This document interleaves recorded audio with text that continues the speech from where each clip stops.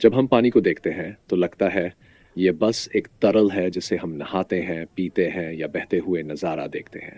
लेकिन ज़रा रुकिए, पानी सिर्फ पानी नहीं है। ये पानी जीवन है, स्मृति है और ऊर्जा है। पहले ये जानिए कि पानी कैसे जीवन है। जहाँ जीवन है, वहाँ पानी अवश्य है।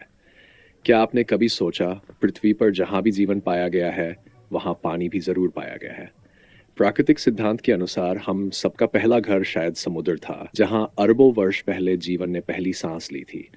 और आज जब वैज्ञानिक किसी अन्य ग्रह पर जीवन की तलाश करते हैं, तो सबसे पहले क्या खोजते हैं? पानी। क्यों? क्योंकि अगर वहां पानी है तो संभव है वहां जीवन को एक अवसर अवश्य मिला हो।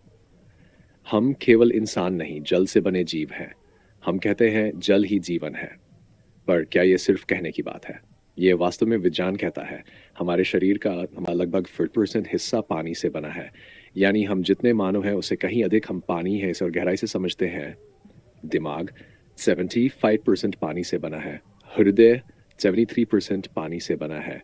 फेफड़े 83% पानी से बने हैं। रक्त 90% पानी से बना है। पूरा शरीर लगभग 70% पानी से बना है। अब सोचिए, जब दिमाग चलता है असल में पानी काम कर रहा होता है। जब दिल धड़कता है, जल उसकी लय को संभालता है। जब सांसें चलती है, वहाँ भी जल मौन साथी बनकर कार्य कर रहा होता है। और रक्त, वह तो 90% पानी ही है। यानी हमारा शरीर असल में जल से ही बना है। केवल थोड़ी सी पानी की कमी से ही शरीर संकट में आ जाता है।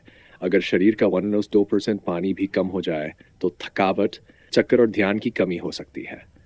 5% से अधिक पानी की कमी होने पर दिमाग सही से काम करना बंद कर सकता है।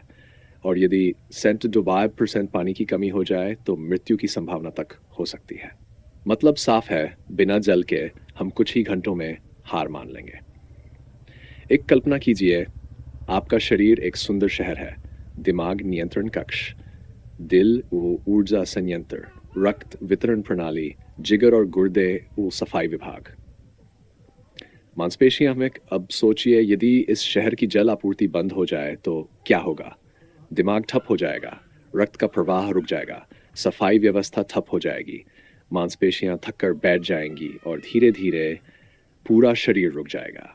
पानी शरीर का इंजन है। रक्त में 90% पानी होता है। यदि पानी कम हो गया तो रक्त गाढ़ा हो जाएगा, दिल को ज़्यादा जोर लगाना पड़ेगा और इससे हृदय संबंधी समस्याएं हो सकती हैं।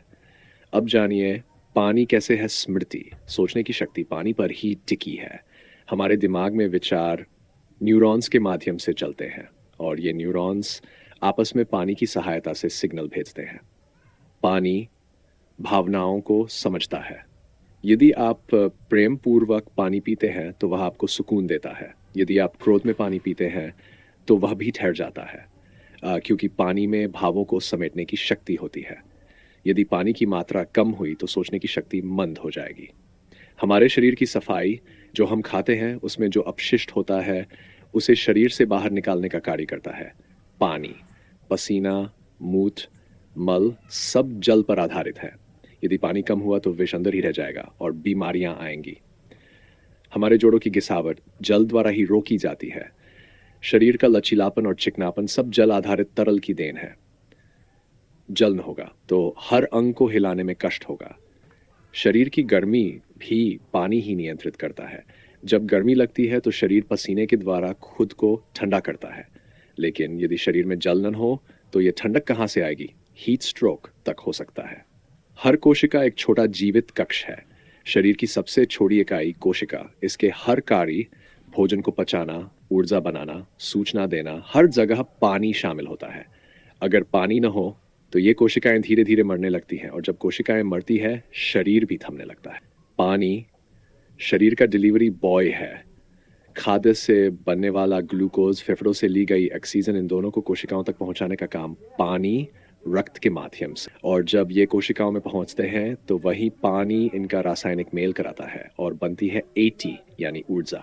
बिना पानी ये बैटरी चार्ज ही नहीं होगी।